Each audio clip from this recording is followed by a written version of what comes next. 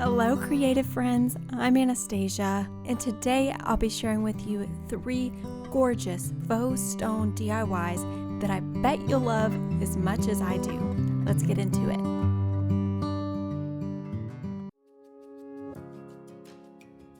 First is this lovely vase that I found at Goodwill for $7.99. It originally had this mauve ombre color that just didn't match my style, but it was originally valued at $24.99 from Target, so I consider this a steal. And I'm very inspired by this Studio Mickey vase with a round circle detailing, but I want mine to look a bit more stone-like, so I won't be going for that glossy finish.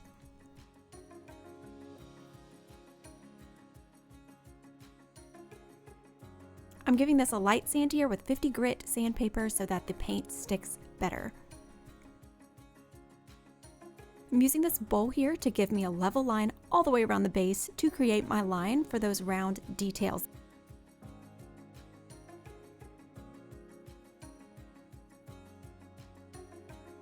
And then I'm taking a tape measure to just make sure my line is level all the way around the vase.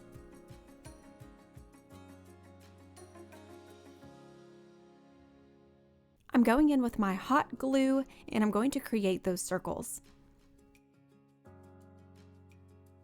Feel free to get creative with this.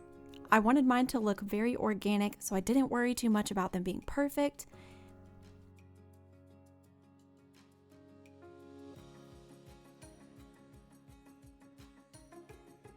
The great thing about using hot glue on glass is that usually it's very easy to take some of the hot glue off if you mess up. And try again.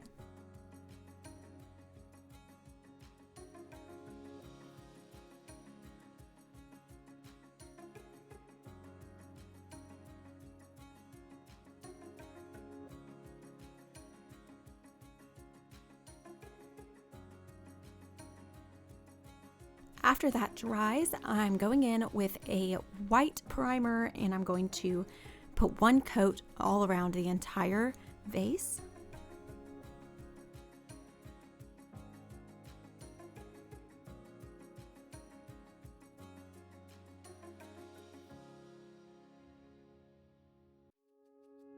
And once the primer is dried, I then went in with my first layer of the actual color that I'm making this vase, which is this beige color that I got from the mist tinted paint section at the hardware store.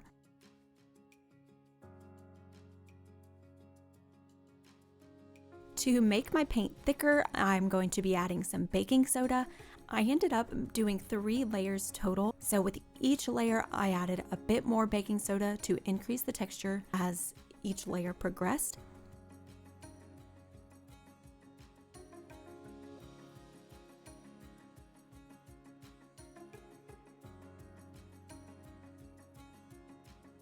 And my baby came to visit. This is Hazel. She's so cute.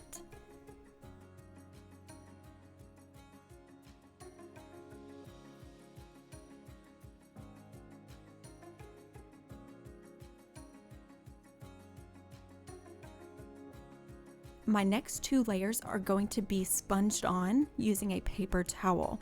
You can definitely use a real sponge for this, but I did not have one, and a paper towel works just fine for the look I was going for. So I'm mixing some cinnamon and some ground pepper in a pile next to me, and I'm going to be going back and forth between sponging on the paint mixture and the cinnamon and pepper mixture. This is going to add dimension and color and give it more of an aged look.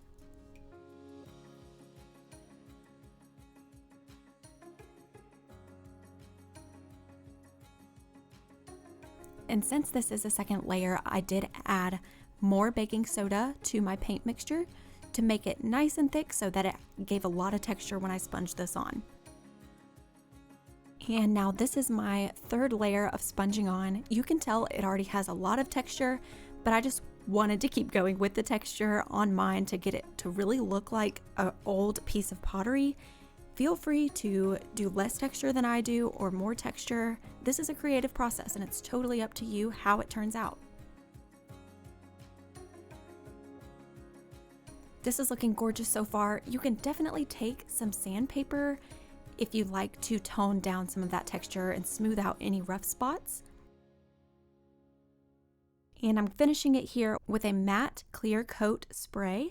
And I just let that dry, and this is the finished reveal.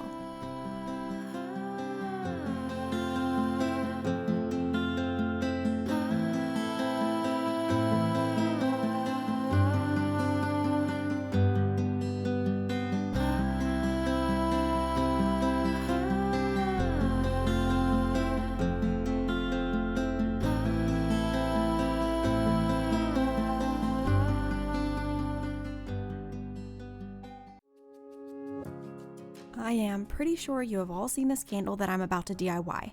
This is the Jack Raw candle sold by Lulu in Georgia.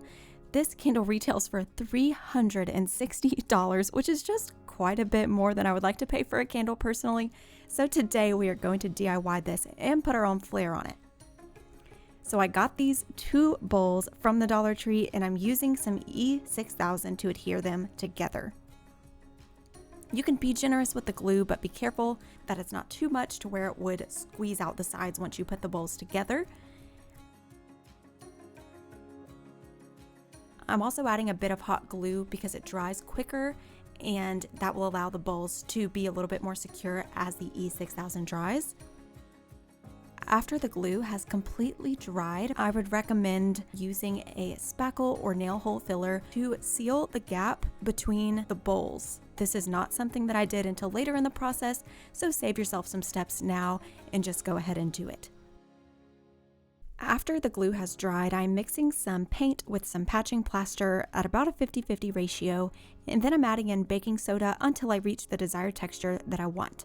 The more baking soda you add, the thicker the paint will be, and the more textured your piece will become.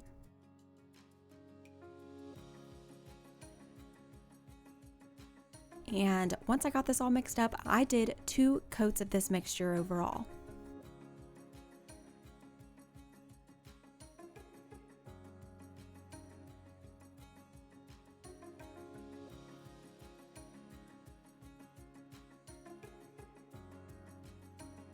The original candle is a cream color, but I wanted mine to be black, so I went over it with this black craft paint, and I did 2 coats of that as well.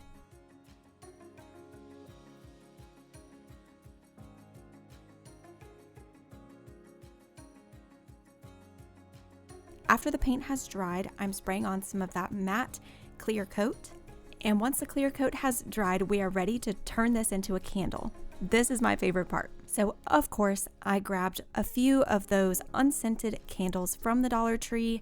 This is a no-brainer, but please be careful not to burn yourself with hot wax. Because they're unscented, I added these wax cubes that you can get from Walmart, and I melted the wax down on a medium-low heat on my stove for about 45 minutes to an hour.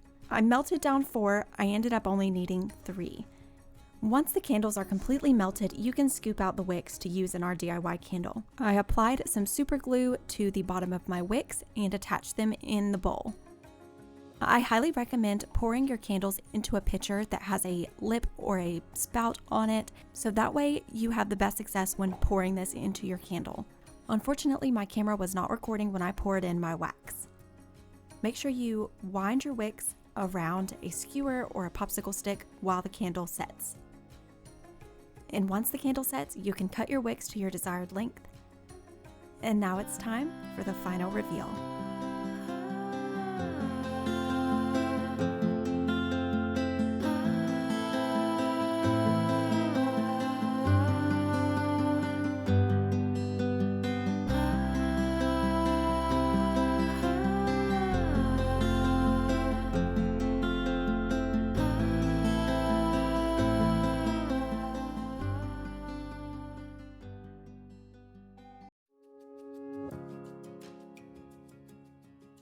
For this last DIY, we are going to be making a large stone vase out of this thrifted item.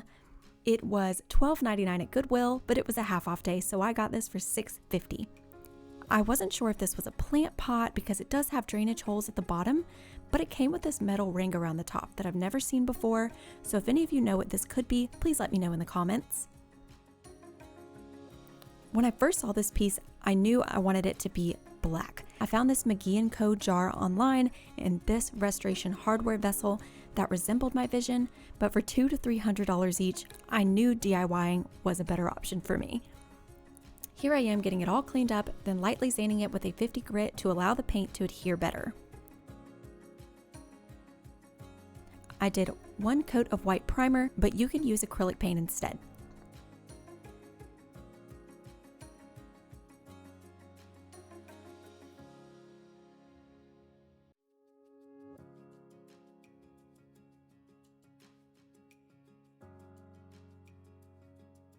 I'm taking some of that leftover paint and plaster mixture from our candle, and I'm adding in some brown and black paint until I get a color that I desire. Then I did 2 coats of this mixture.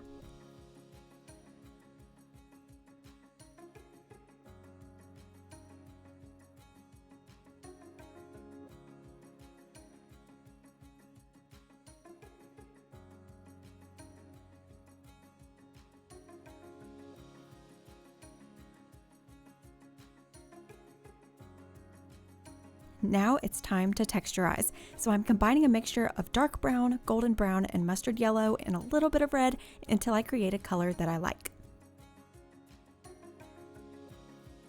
I use a paper towel to sponge it on, and on the side here I made myself a pile of cinnamon and flour, which I'm dipping into as needed to create more dimension and a beautiful aged look.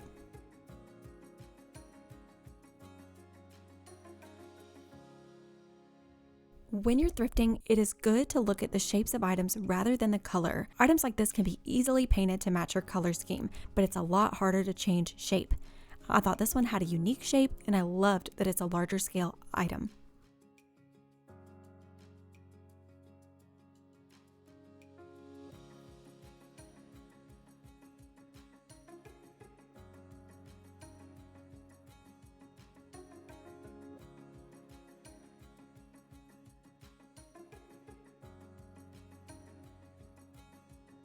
And after that paint is all dry, I am going in with a matte clear coat spray to seal it together.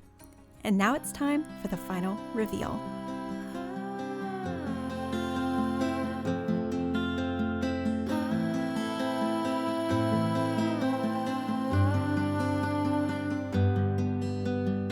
Thank you so much for watching.